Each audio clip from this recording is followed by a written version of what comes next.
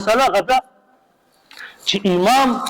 رکوع ته لاړ او تا را منډه کړه او امام اوس په رکوع کې نیسي نو دې صحیح طریقه څنګه ده؟ نو صحیح طریقه دا ده واورئ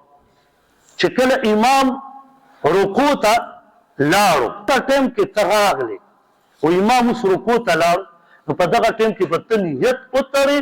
خو نیر چې زه څنګه ولاړ یم الله اکبر داسې بعضې خلک رامنډه کي الله اکبر دا ونه شوه ولې ته راښکته یې ته خو نیم رکوع کې ونیم په ولاړه کې نو دې ته قیام دی دا قیام فرض دی په مونځ کې 14 فرض دي شپږ پکې دننه دي وتې بهر دي په هغه ټولو کې اول تکبیر تحریمه او دویمه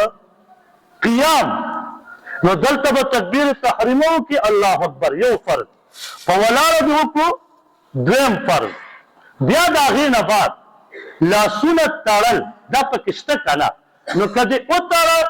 سنت عمل که دې ونه تړه او ډایرکټ رکوع ته لاړې نو اوس چې رکوع ته ځي بیا به الله اکبر وایو که به نه وایو دا هم سنت عمل دی نو بهتره دا ده چې رکوع ته بیا ځي نو دا بل تکبیر دی نو دا سنت عمل دی خو سنت عمل هم ما پرې رسلی پرېږدي چې ځي الله اکبر رکوع ته پکې لاړ شه دا رکوع اوس د رکوع مقدار څومره دی چې تا امام ونیو بعضې خلک یو ځل پکې سبحان ربي العظیم وایي نه